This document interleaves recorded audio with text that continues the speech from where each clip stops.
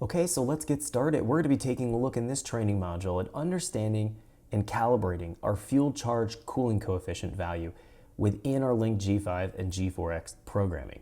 Now, our fuel charge cooling coefficient is used only when we have our fuel equation mode set to our model or model multi option.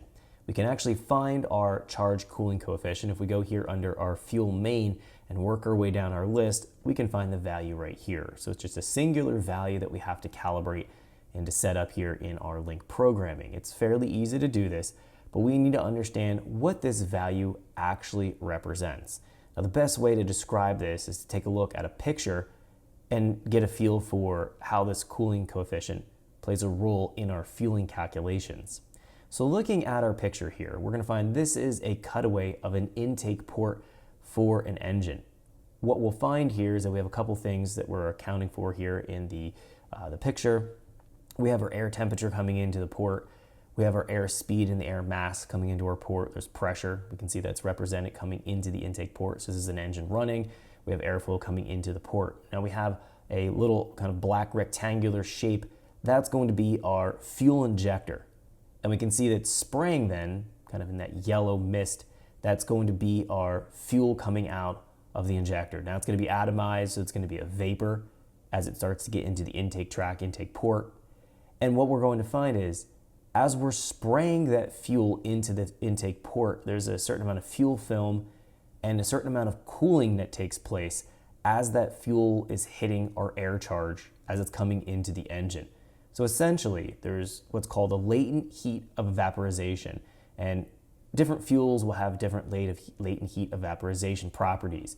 So the value here for the charge cooling coefficient is something that we use for programming and to account for that heat absorption of the fuel as we're spraying it into the intake port and as it's hitting the intake port wall and it's actually atomizing and getting into the engine.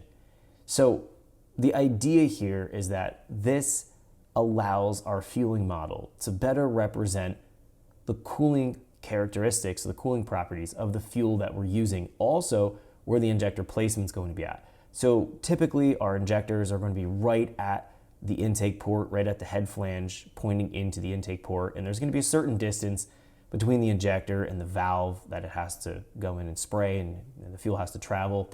If for whatever reason you've moved your intake location or your injector location way further up in the intake, it might be at the top of the intake runner. If you have individual throttle bodies, maybe you're spraying the fuel in front of the throttle blades. That all affects that cooling property of the fuel that you're spraying into the engine. And that would definitely require us to change our fuel charge cooling coefficient value here.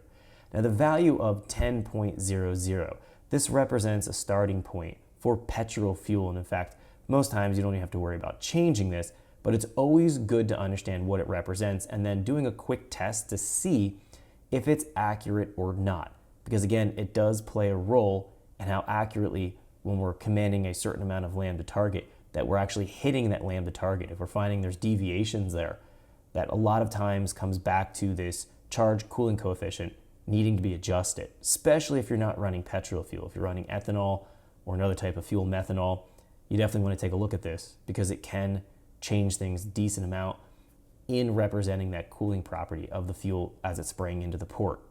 Okay, so now that we understand what it represents and where to find it, let's talk about how to tune this. It's actually super, super easy to do this. The first thing we want to do here. Thanks for checking out our teaser clip. If you want to see the rest of this video and more than 500 hours of current EFI training we have to offer, make sure you click right here. If you want to go and check out more teaser clips from this training course, click here, and you don't want to miss any of the videos we're going to be releasing on this channel, so make sure you subscribe and click here. Thanks for watching, and I'll see you guys later.